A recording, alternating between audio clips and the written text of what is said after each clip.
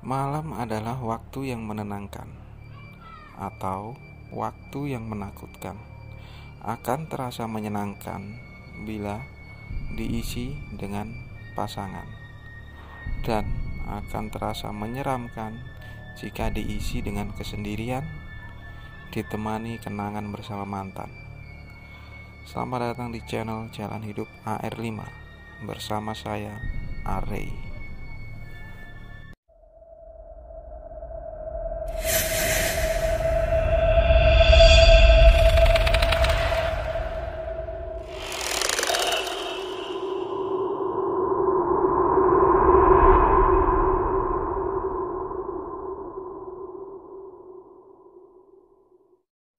Sekitaran tahun 2016, aku masih bekerja di sebuah tempat pengolahan bahan baku minyak nabati. Bekerja harian, tapi sesekali harus lembur ketika ada barang dari luar pulau datang. Nah, hari itu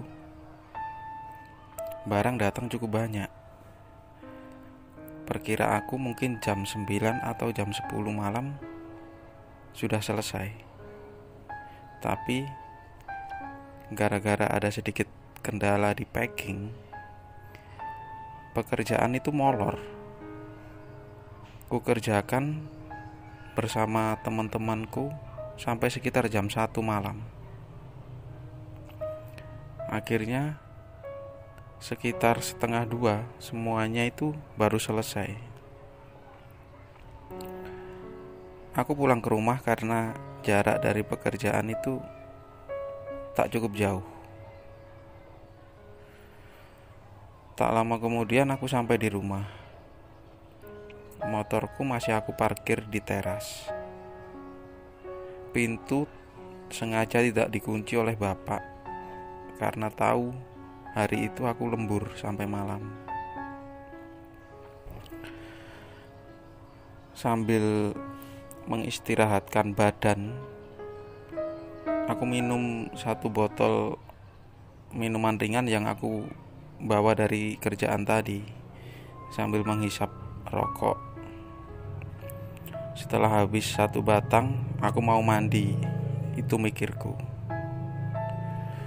Di teras rumah yang cukup sepi, memang jarak tetangga paling dekat sekitar 50 meter. Tak ada suara apapun. Bahkan angin pun waktu itu seolah-olah tak terasa. Sangat hening sekali.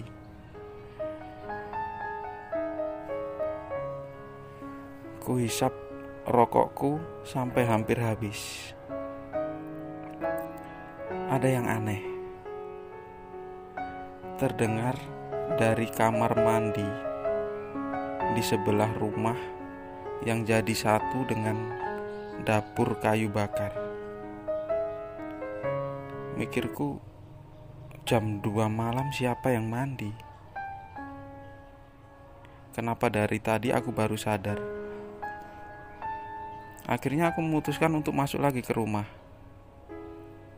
Kubuka pelan pintu kamar bapakku. Di sana kulihat bapak tertidur lelap.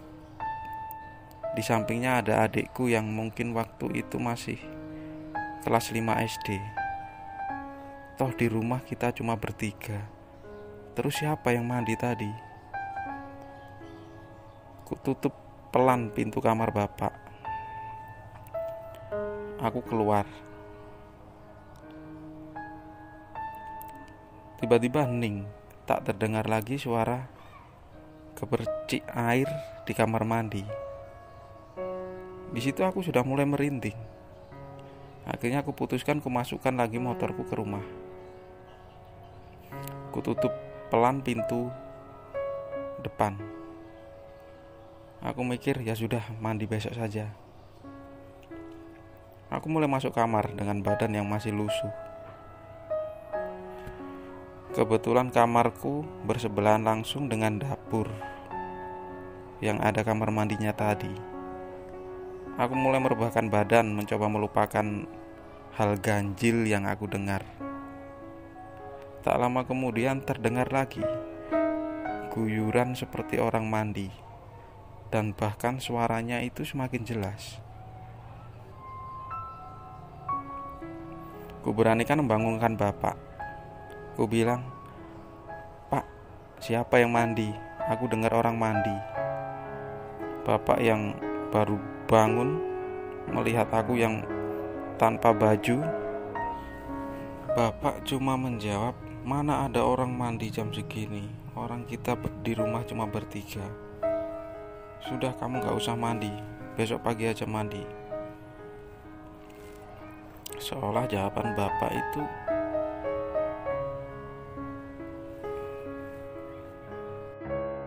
menunjukkan kalau beliau itu mengerti. Dan waktu itu aku bilang ke bapak, "Tapi aku tidur di sini, Pak. Gak enak tidur di kamar." Sambil memejamkan mata, bapak bilang, "Iya." Dan akhirnya aku pun tidur di situ. Nah, cerita berlanjut sekitar 2 atau 3 bulan berikutnya. Sebenarnya aku sudah lupa dengan kisah yang aku alami waktu itu. Hari itu aku disuruh menjemput teman cewekku. Dia bekerja sebagai SPG di sebuah supermarket. Jam 8 malam aku jemput untuk mengantarkan dia ke rumah. Ketika baru sampai di rumah, dia bilang ke aku, "Kamu tunggu situ, duduk aja di situ, aku mandi dulu." Dari dalam dia berteriak memanggil adiknya, "Dek, dek, anterin Mbak mandi." Aku yang mendengar itu sempat mikir, tumben anak ini mandi aja suruh nganterin, padahal kan kamar mandi dia di dalam juga. Tak lama kemudian ibunya keluar sambil membawakan secangkir kopi. Aku tanya kepada ibunya, "Bu, tumben si Rina mandi aja disuruh nganterin adiknya." Beliau menjawab, "Udah, nanti aja kamu tanya sendiri ke Rina, pasti kamu diceritai." Sekitar setengah jam kemudian, temanku si Rina ini keluar sambil masih pakai mukena. Dia bilang, "Maaf, aku sholat isya sekalian." Di situ aku nanya ke dia, "Kenapa kamu jam segini aja mandi disuruh nganterin adikmu? Biasanya juga mandi sendiri." Nah, si Rina ini bercerita, kalau kemarin malam dia sekitar hampir jam 3 pagi itu terbangun. Dia yang biasanya melaksanakan sholat tahajud berpikiran untuk mengambil wudhu di kamar mandi.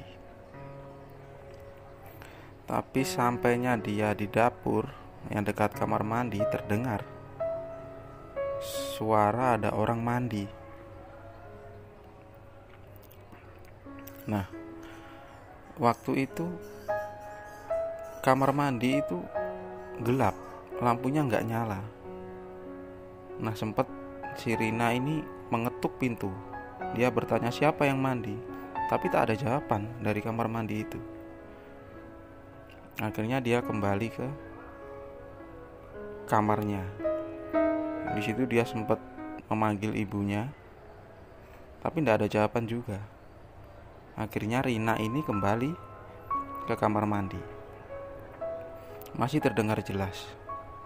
Bahkan guyuran air mandi itu semakin cepat, biur, biur, biur gitu. Rina yang heran akhirnya memakai pijakan yang dari kursi. Dia berniat mengintip dari atas siapa yang mandi ini. Ketika Rina naik di kursi, posisinya yang agak tinggi, jadi di atas kamar mandinya itu ada kayak angin-angin. Di situ dia bisa melihat yang ada di dalam. Tampak remang-remang. Tapi dengan jelas dia melihat di situ ada sosok wanita yang membelakangi dia. Tetapi yang terlihat hanya rambut belakangnya itu yang panjang. Dan sosok wanita ini seolah-olah mengelus-ngelus badannya untuk membersihkan badannya itu, seperti orang mandi. Tak beberapa lama kemudian mungkin sosok wanita ini tahu ada yang melihat dia. Si Rina ini tetap memandangi sosok itu dengan perasaan yang heran, karena dia belum ada pikiran mengira kalau itu bukan manusia. Ketika sosok itu tiba-tiba diam dan mau menoleh ke arah Rina, Rina ini kaget. Dia baru sadar kalau itu bukan manusia. Spontan dia lompat dari bangku pijakannya tadi.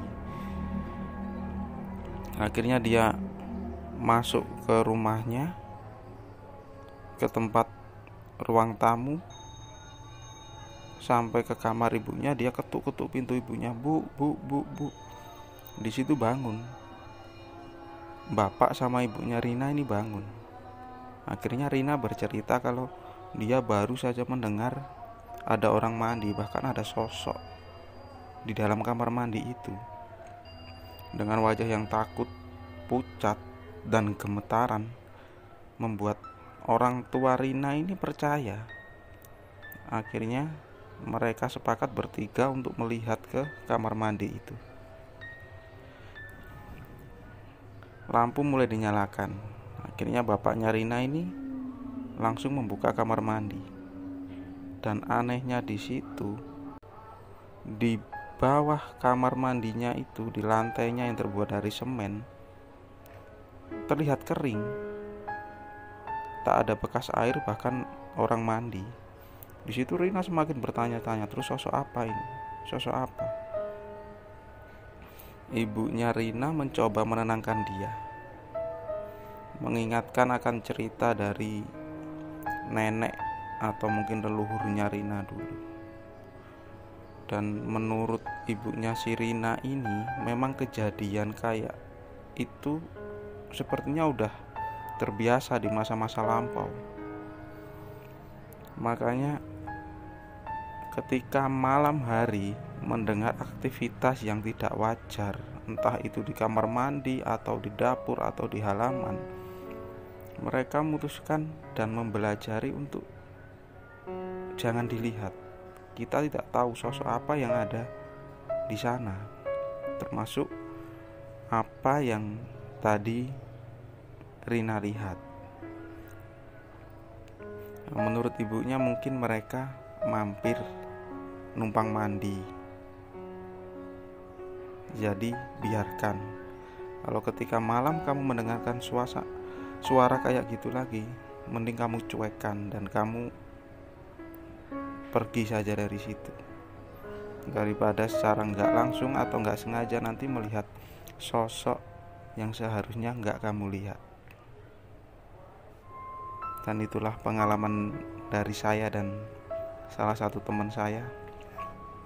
Entahlah makhluk itu apa, dengan maksud apa, Allahu a'lam. Terima kasih buat teman-teman yang sudah menonton video ini. Nantikan cerita-cerita horor dari kisah nyata di video-video selanjutnya. Jika teman-teman suka dengan video ini, tekan tombol like. Jika tidak suka, tekan tombol dislike, itu pun kalau tega. Terima kasih dan wassalamualaikum warahmatullahi wabarakatuh.